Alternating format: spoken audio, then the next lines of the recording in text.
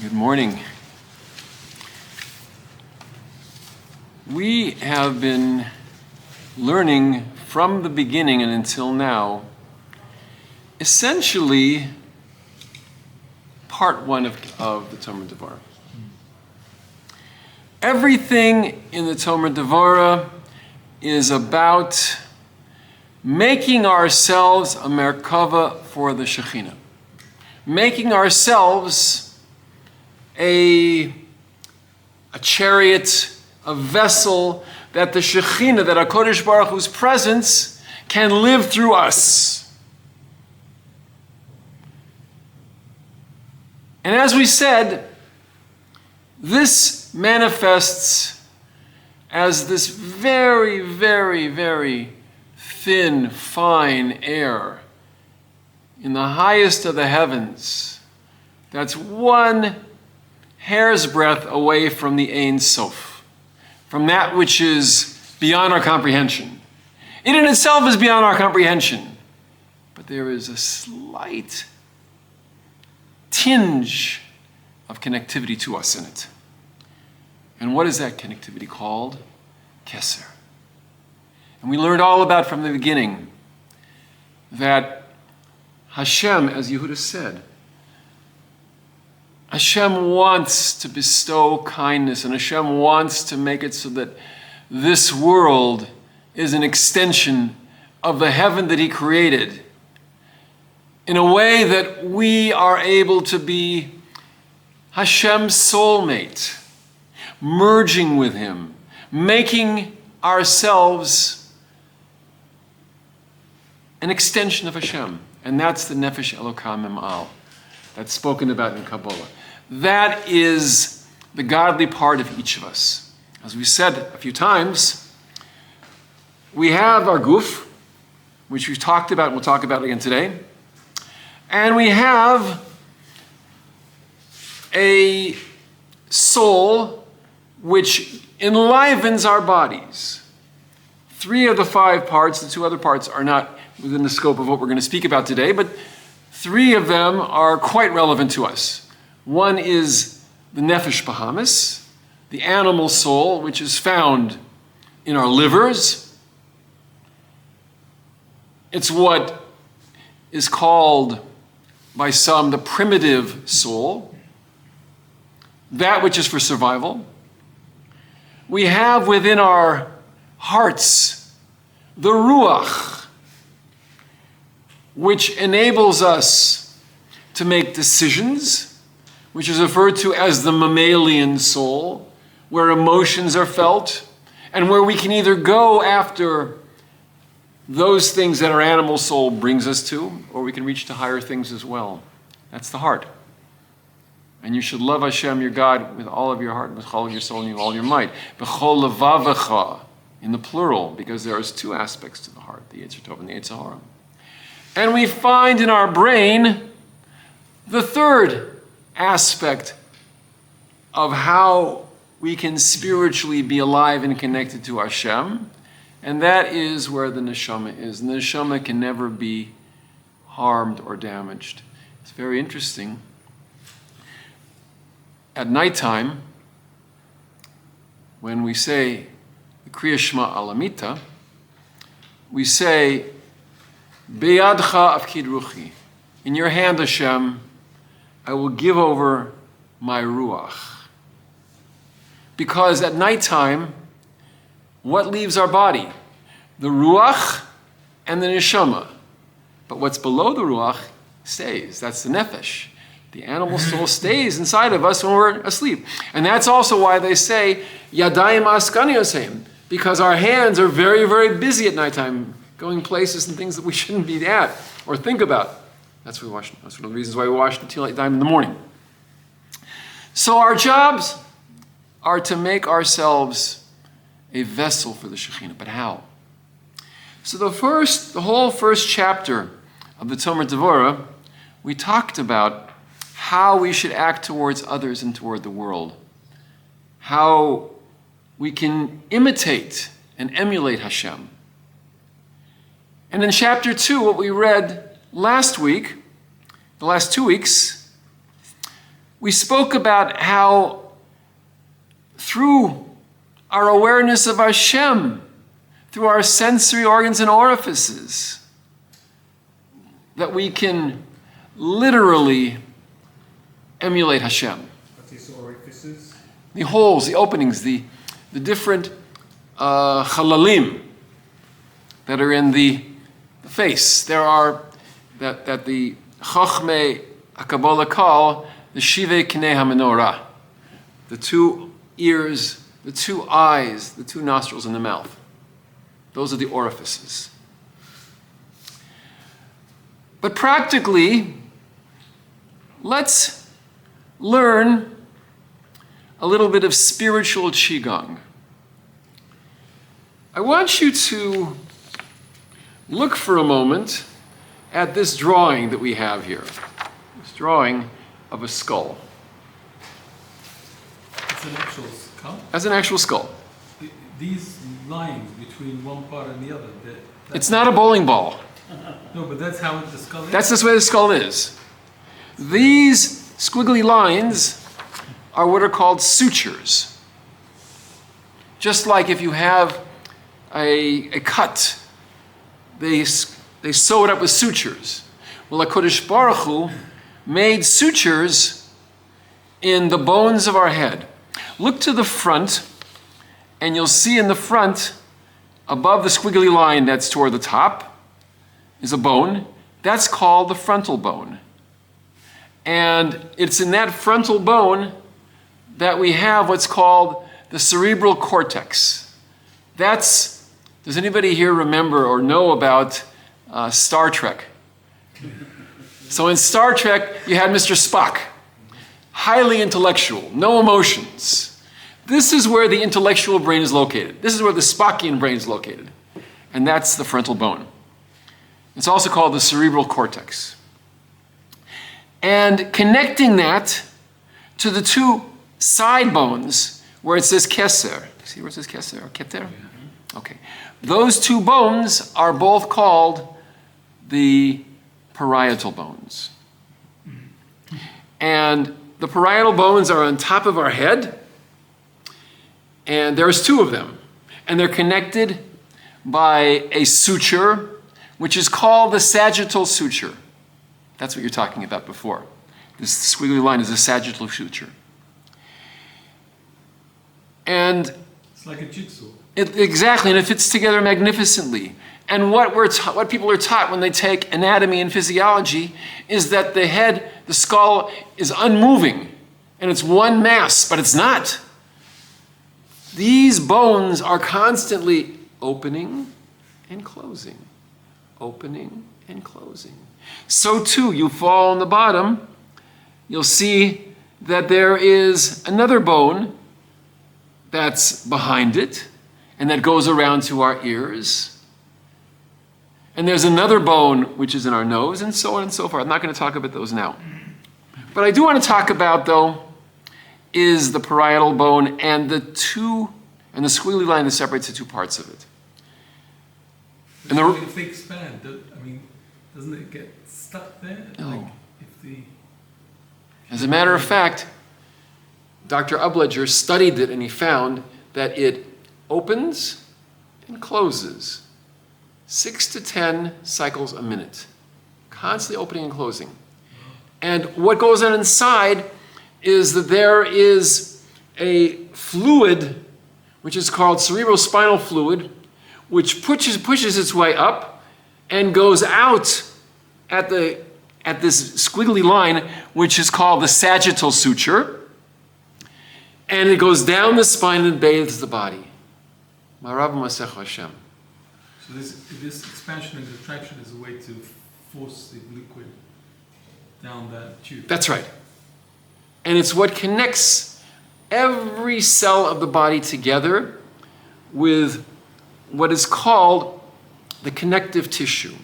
And that's not what we want to talk about today, but just giving you a taste of the magnificent anatomy and physiology that HaKadosh Baruch Hu made us. Now, this suture, and all these sutures are constantly expanding and contracting. And if there is any interruption to either the symmetry the quality, the amplitude, how loud it is, or the rate of that release of fluid, a person will be sick. It'll affect their emotions, it'll affect their bodies. But why I mention that is for what we're going to do now. Because now we're going to do a little bit of Qigong. By the way, why is the gap there on the right? Is that That, I think, was just something that the computer... it's a mistake. So look where it says on the top, Kavanos HaMerkav. It's the second page that I gave you. And this is a practical summary of what Tomer Devorah is all about. We don't just say, as we're going to talk about in a few minutes, we don't just say, after you go to the bathroom, Baruch atah Hashem Elokeinu melech haolam asher yetzar et ha'am b'chokhmah. Like we say a formula, we put a coin in and we can go into the booth. No, a bracha is not just it's not just permission to go in. A bracha is something that enables us to become a merkava to the Shekhinah. To become a way that Hashem can live in this world, in us. It's magnificent. And we're going to learn an exercise right now how to do that. Why do I say Qigong? Because I'm going to stand up a second. No, I don't know if I'll be able to do it. But there are exercises that allow us, in a physical way, to get in touch with our bodies. The Chinese call them those that are on a purely physical level, where they actually imitate animal movements. It's called Tai Chi. And it's completely kosher. And I'll be glad to discuss with anybody who has any questions about it. Feel free to call me. Those that work on developing our connection to the body-soul relationship, there are exercises that we can do, which are called Qigong. And we can actually do the same thing on a totally spiritual basis. You should give classes on Qigong. I should give classes on a lot of things. We'll get to that eventually. But I want to read with you for a moment what it says above the bottom part, the second last paragraph. It's in small letters. Muva b'sefer kodesh darchei tzedek. So in the sefer darchei tzedek, kibalti mimori, I received from my teacher, who Rabbeinu HaKodesh, Harav Rabbi Melech Zecher Tzedek Livracha, I received from my Rabbi Rabbi Melech, b'chol eis, at every moment, shu loime, whenever a person learns, yichshoiv, he should think, hareini oiseh es atzmi merkava l'shechina, I am making myself a merkava, a chariot to the Shekhinah. Kidisa v'shar tzion tikun hanefesh, as the Shar Tzion brings it down, v'afilu elef pamim bayom, even 1,000 times a day you should say this. V'amr mori v'raboisai netzach neridor, as my teacher tells me, ki aguf mischadesh moed b'zeh, because by being aware that we want to make our bodies a merkava to the Shekhinah, a dwelling place for Hashem, where Hashem can move when we move. We make ourselves very holy. And when you do it on a regular basis, you're able to purify the way you think. And you're able to remove from your mind thoughts of doing averas. And you're able to merit davening with holy thoughts. Who wrote this? This was written by the Darchei Tzedek, who was a student of the Rebbe Melech of Lezhensk. This is from my siddur. It's in here, in the... I think it's in the siddurim of the Tzfaradim. You have this... Yeah. But this particular nusach, this is not Sfaradi. This is from Ashkenazim. No, we're all one. We're all one. Yes. All right. Umakadosh atzmoi kamoi hatanis v'siguvim. And by making oneself holy, you accomplish the same thing as fasting and causing yourself pain by rolling in the snow and bringing yourself sigufim on yourself. That's what you can do when you make yourself a merkava to the Shekhinah, that you're connecting with Hashem. So how do we do that? So now, I want you to read this with me very slowly, very carefully, and then we're going to do it. Hareini makavim la'asos es atzmi kisei merkava l'Shechina Gadosha. Behold, I am going to make myself a throne and a caravan, as it were, a merkava, to the Holy Shekhinah. Roshi keser kisei lavai of nikud kamatz. And we're going to talk about something very amazing now. Every one of the 10 spheros is associated with a nekuda, with a vowel. And the highest of the vowels is kamatz. Is this the source of that idea that every one of the Sefer has a different vowel? Yes. This is quoting from the source, which is the Zohar. The Zohar. Yes, the Zohar brings it down. But this is a summary of that Zohar. So the way you do it is not just saying it, but it's living it. And I'm going to show you something amazing in about a minute or so. So let's put our hands on the sagittal suture now, where those two bones are, and let's make those bones a merkava to the Shekhinah. You know how you do that? It's that little line that crosses, that squiggly line, which is where a baby comes into this world. And so try to lift, and what happens is when you go through the birth canal, what happens often is the baby gets compressed or crushed. And that's why somebody has their top of their head has a lump in it, is misshaped because of a birth trauma. So what we're going to do now is we're going to actualize lifting that bone up with our fingers, those two bones, lifting them up and connecting to Hashem. And just imagine slowly, gradually, we're lifting those bones up and apart, and we're bringing ourselves close to the Shekhinah. And that's how we are able to actuate Keser. And that corresponds to the vowel of kamatz. Why kamatz? What does kamatz mean? Stop. Because it's the last stop before the Ein Sof. This is where we're able to make our connection to the divine. Ushnei mochim, and the two parts of the brain, shehem sod yud kei, we have in this sagittal suture, we have two parts of the brain. We have our moichi yamin. I have my right brain, which corresponds to chokhmah. And that's what we're going to be learning about today. And what does that have to do with the vowels? And that corresponds to Yud Kei Vav Kei. We take Hashem's name and we spell it out with a patach, with a pasach.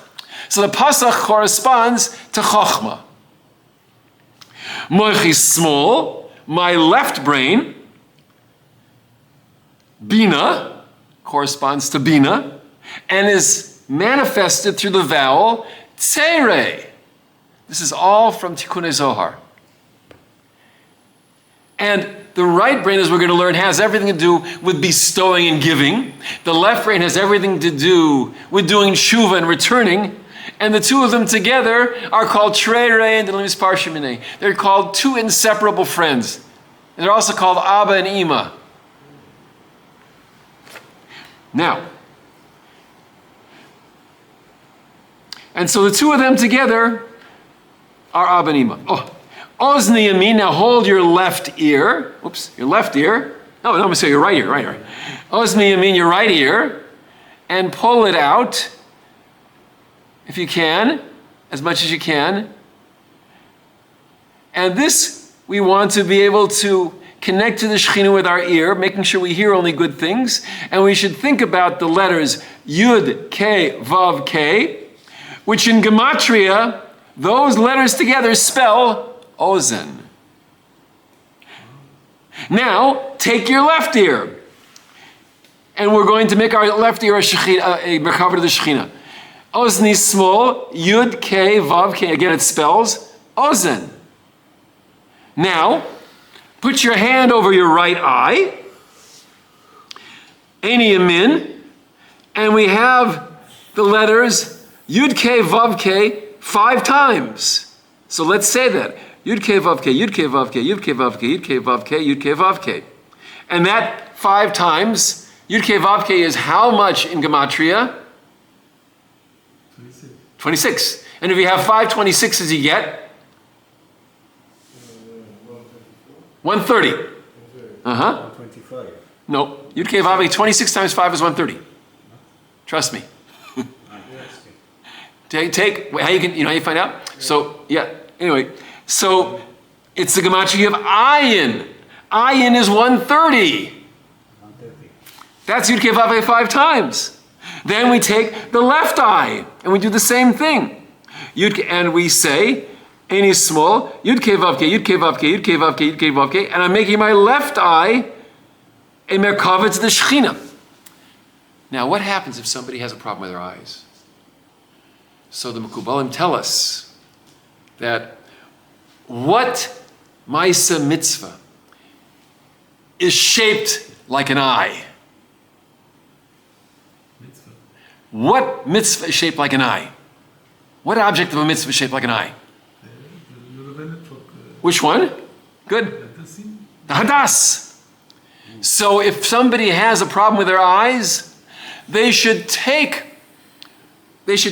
kosher hadassim, and they should put them in water and soak them overnight.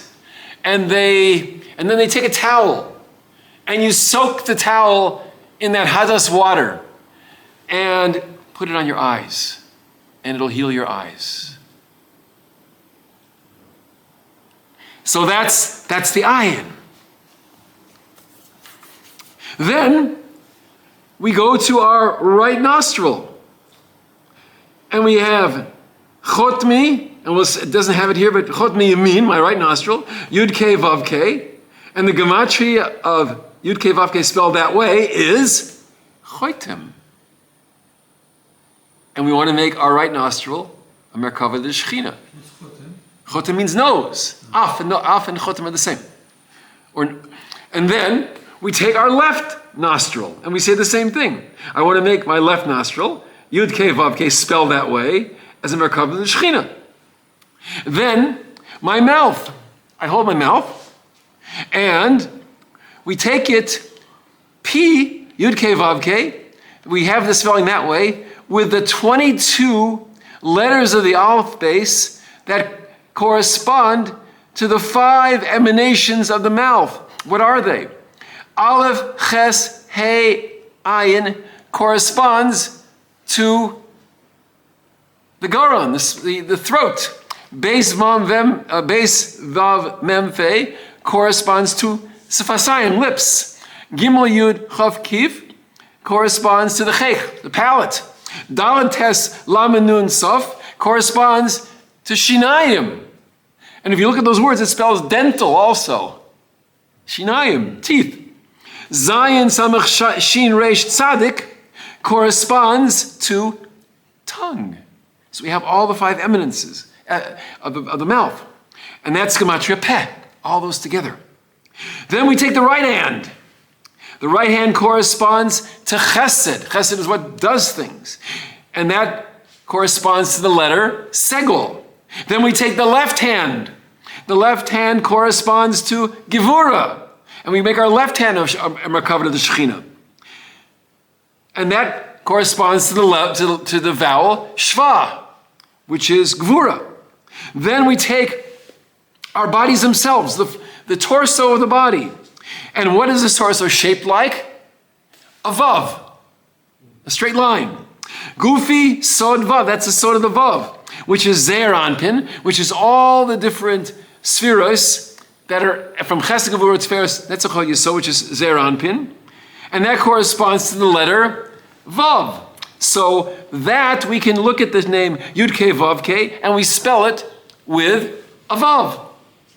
Then we take the right leg, Yerech Yamin, and that corresponds to Netzach, which in turn is represented by the vowel Chirik. Then we take the left leg And again, we're making ourselves a merkava of the Shechina with our left leg wherever we walk. And that corresponds to the letter Kupitz, which is Hod. And finally, the culmination, the most creative aspect of the body, the creative organs correspond to Yesod. And that's represented by the vowel, by the Nakuda, Shiruk or Malayfin, depending on whether you're learning Kabbalah or regular Hebrew. And finally, a Torah, the crown of all of the Nekudos and all the spheres, is that which receives everything we just spoke about, making ourselves a vessel to receive. And that's Malchus. And that's the final Hey of the Yud Kei Vav Kei. And there's no letter because it doesn't have anything of it in of itself. Everything is about receiving and getting. Can I just ask you, in Al Siddur, we have each of the 18 brachot in the Amidah has a different valuing system for Hashem's name based on this. But I always wondered why they particularly use that vowel for that bracha, and why they did it in that order. Do you have any feel for that? Yes. As a matter of fact, if you look in the Siddur, if you look at a Kabbalah Siddur, I just happened to open it up here, and we come to each one of the vowels corresponds to the content of that particular bracha. Right. It's really beyond the scope of this class to go into the details, but I can do it maybe next time if you want. Yeah, I've been really interested too. I've always wanted to. Sure. There's also 18 vertebrae of the spine. Each one is corresponding to that. There is specificity. Sure, there's more, no? It's just like in the main. The main part, the middle part, the middle part, which is bend, which we bend over, which we can move. Right. You have, of course, you have the 7 cervical, and you have the 18 thoracic, and you have the lumbar, and you have the sacral. Of course, there's more than that. But the 18 in the middle is what I'm talking about, of the spine, because the spine is what's moving during Shemona Esrei. That's what we lower ourselves down. And again, there's many subsystems that are contained within this. But I'll talk about the brachos of the Shemona Esrei next time. How are we doing time-wise? I have to watch myself very carefully. 10 minutes. Good. Okay. So this is how, through Qigong, through connecting to our bodies, we can make our bodies a merkava to the Shekhinah. So with that introduction, let's move on now to Chochmah. The word Chochmah is really a contraction of 2 words. Koach Ma. The power of Ma. Ma. What is it? So, before we talk about what it is, another thing we want to talk about is how we spell out the name. As you saw when we did this exercise on making ourselves merkava for the Shekhinah, there are many ways to spell Hashem's name. But there are 4 key ways. And the 4 key ways correspond to the 4 worlds. And those also correspond to the 4 parts of davening. Everything from Birchat HaShachar until Baruch Shemar corresponds to the numerical value of 52 of Hashem. I'll go into the breakdown of that next week when we go into more detail about the numbers. Then, from Baruch She'amar until Yishtabach, we get to the part of Hashem that corresponds to the letters 45. And I'll look at that. Let's look at that together right now. Look on your sheet. And the Chochmah is associated with the name of Hashem, numerically valued at 45. How do we get 45 from Chochmah? I'll show you. So, Yud, take the letter Yud, and spell it out. You spell out Yud Vav Daled. Yud is 10, Vav is 6, Daled is 4. That makes 20. Okay. Then, the next letter is Yud K. So you take the Hey. Hey is spelled in this combination, Hey and Aleph. Hey and Aleph. Hey is 5. Aleph is 1. That comes to 6. Then the third letter of Hashem's name, Yud, K, Vav. So the Vav is spelled Vav, which is 6. Aleph, which is 1. And another 6 makes 13. You with me? Yeah. Okay. And finally, the last Hey in Hashem's name, Yud, K, Vav, K. Again, we spell out Hey is 5, Aleph is 1, makes 6. Add them together. 20 and 6 and 13 and 6 makes 45. So that 45 equals Koyach Ma. What does Ma have to do anything? What's the gematria of Ma? 45. What about the koach? The Koach is in and of itself an issue we'll talk about now. So the Koach is the workings of Hashem. Koach Masiv Higid Le'amo. The power of his deeds, he lets know his people. And when we talk about Chochmah, we have to ask ourselves a question. Is Chochmah relating to the Sfirot? Is it a noun or is it an adjective? It's a noun. It seems like it's a noun because Chochmah does this. But it's also an adjective. B'Chochmah. With Chochmah, you did this. So let's see how we can do that. So there are 3 psukim that give us a lot of information about that. The first one is we find in Mizmor Shir Yom HaShabbos. We say it every Friday night, in the daytime also.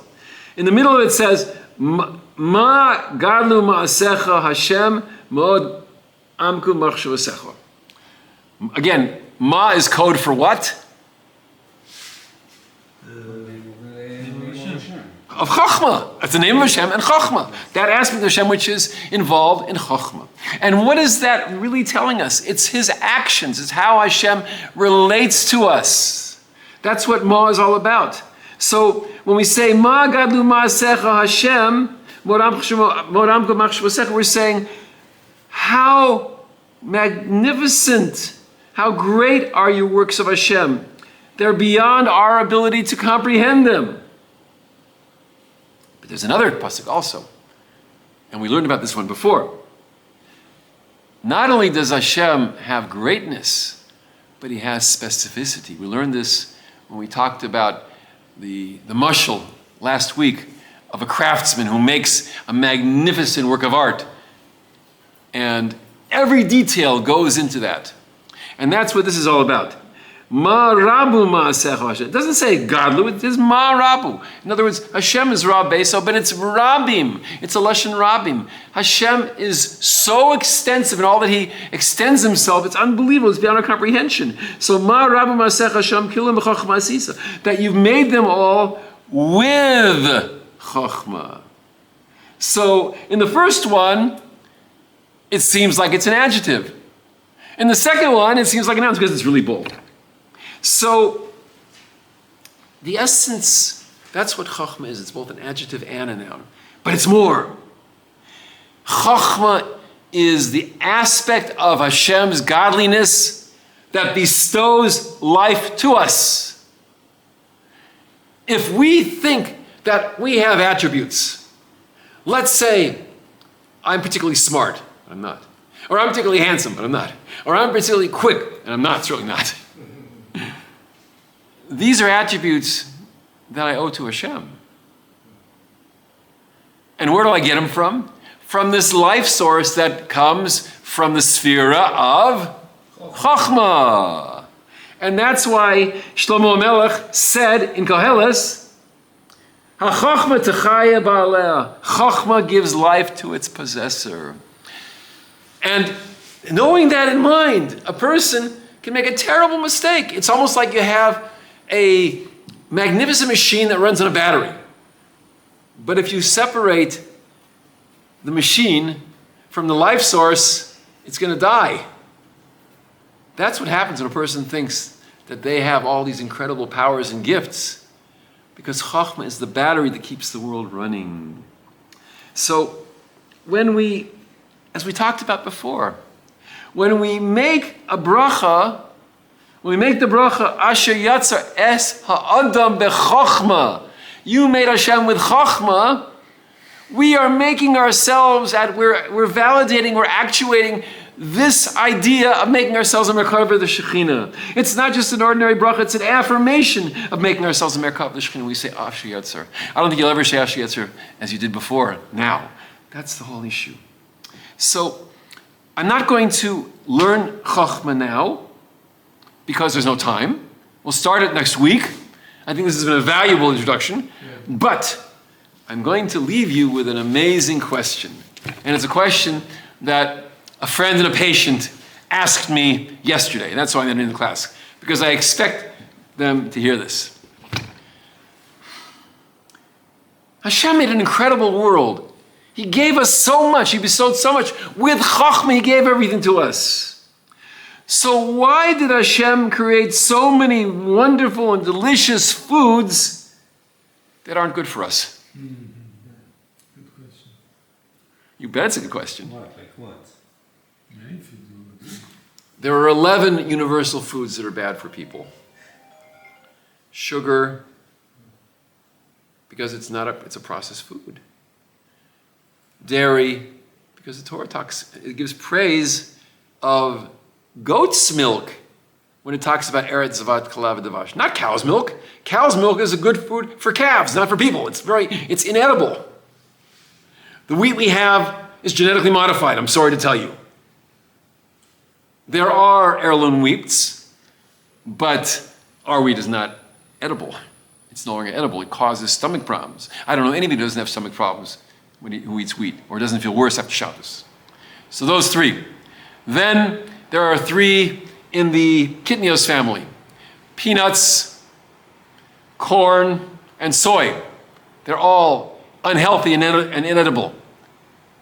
Then you have a genetically modified food par excellence, what they call a Frankenfood, which is worse. It's made with, most foods are made with this, canola oil. Why is it called canola oil?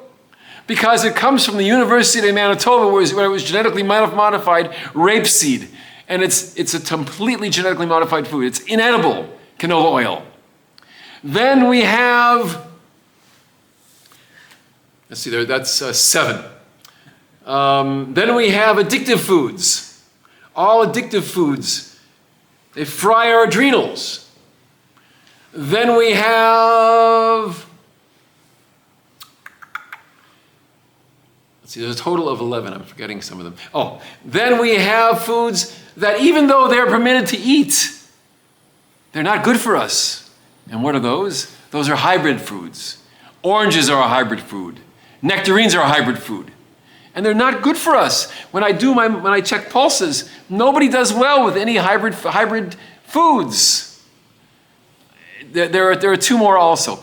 But the reason Hashem, if you look at what's the theme behind everything I'm talking about here, all of these foods are not, there's 2 problems with them. Number 1, many of them are laboratory produced, and they're not made in Hashem's natural way. And number 2, when we take foods, we need to be sure that we are eating and living in a balanced way. If we eat too much, even of a healthy, natural food, we can cause severe imbalance. We can cause the body to have to react by producing. What happens when a person has too much sugar? What happens to his pancreas? The blood sugar goes up, insulin is excreted, and it goes way down. The same thing. When a person lives in a very cold climate, the body secretes cortisol. Cortisol causes us to get fat because here, prehistoric people that were in an unhealthy environment, people that were in very cold places, they had to be in caves. They needed to make themselves warm. And so Hashem directed things so that there was layers of fat that were creative. But when we eat inappropriately, when we have too many carbs, too much fat, we grow, as it were, cortisol. And when we have stimulating foods, we secrete adrenaline. Again, having these foods to put our body in balance, not to give ourselves a jolt, is fine. But when we take parts of foods, like they do in laboratories, or they talk about taking certain vitamins in foods, you're not getting the whole food, you're getting part of a food, and that food in itself is imbalanced. Our job is to take what Hashem gave us and put balance in our life, put balance in what we eat, and how we live our lives, making sure that we're eating slowly and carefully, we're chewing our food well, we're not rushing from the table, we're making sure that we're not eating too soon or too much. And by doing all of those things, we are able to live healthy and long and happy and truly become the vessels to receive from Chokhmah what Hashem wants us to receive. And indeed, that is the answer to the question, why did Hashem create so many wonderful and delicious foods? He created them for us to be able to enjoy, but to enjoy them properly. Adam and Chava didn't know they were naked in Gan Eden. They were tuned into their bodies in the most spiritual way. When they ate from all the foods of Gan Eden, they were Mekayim, a mitzvah aseh, according to many Mefarshim. That it's not just the mitzvah of not eating from the Eitz Hadas, but eat from everything else. Eat from this wonderful world we have. But listen to your body. Listen to what's good for you. Don't be a glutton. Don't eat in an imbalanced way. If you get a headache after you're eating something, it's the result of eating improperly for a long period of time. If you get a stomach ache, if you have constipation, if you get rashes, if you get sick, it's because you've been eating inappropriately for a long period of time. And then you need to make corrections.